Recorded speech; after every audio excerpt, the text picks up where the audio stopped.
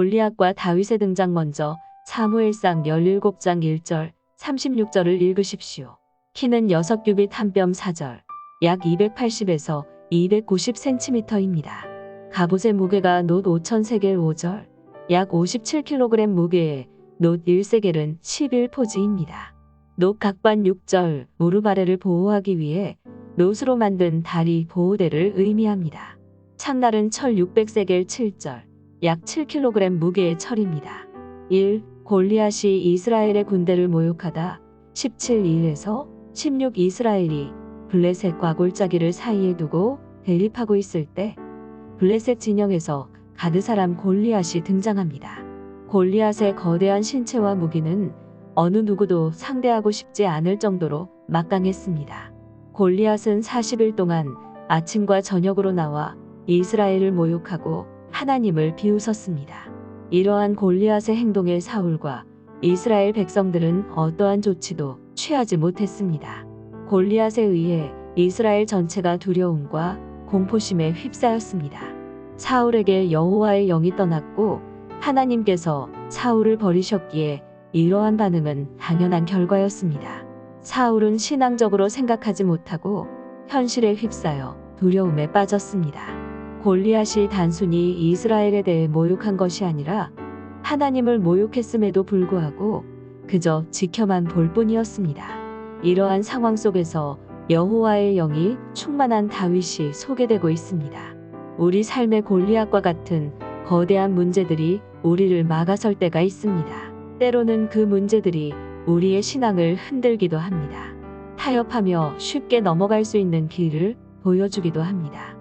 그러나 그리스도인은 문제 앞에서 더욱 기도하며 하나님을 찾아야 합니다. 본문 말씀에도 사울과 이스라엘 백성이 하나님께 도움을 청했다는 말씀이 없습니다. 하나님의 사람은 하나님의 방법으로 삶을 풀어나가고 문제를 대해야 합니다. 그래야 하나님의 역사를 삶에서 경험할 수 있습니다. 하나님의 눈으로 세상을 바라보기 바랍니다. 하나님의 마음으로 자신을 바라보기 바랍니다. 내가 보기에는 스스로가 연약해 보일지라도 하나님께서는 우리를 통해 일하실 거룩한 계획을 가지고 있습니다. 하나님을 믿으면 나를 바라보는 시선이 달라지고 세상을 바라보는 시선이 달라집니다. 삶의 문제 앞에서 하나님의 도우심을 간구하며 믿음으로 승리하기 바랍니다.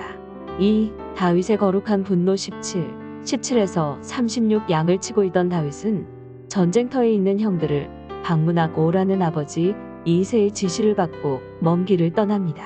형들은 이스라엘의 군대로 전쟁에 참여하고 있었으나 다윗은 아직 나이가 어려 전쟁에 참여할 수 없었습니다.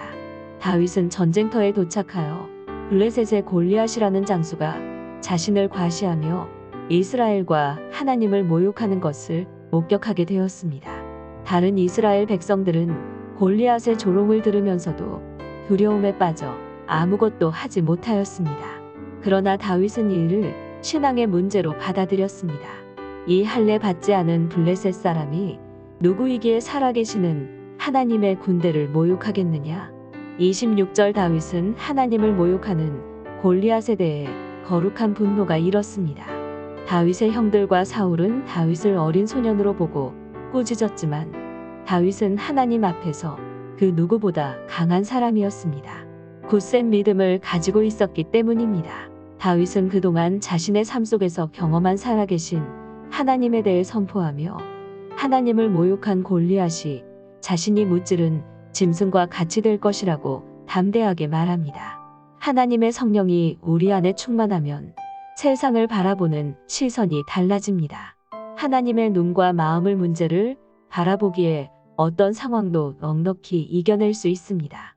하나님은 우리가 낙심할 때 위로와 소망으로 찾아와 일으켜주시고 우리가 두려워할 때 능력을 부어주시고 힘과 용기를 더해주십니다. 하나님께서 기뻐하셨던 다윗의 모습을 우리도 본받아 세상 속에서 담대하게 주님의 이름을 선포하는 삶을 살아가기 바랍니다. 어떤 일이 있어도 하나님을 믿는 사람들은 그 말씀에 소망을 품는다. 스코트 헤이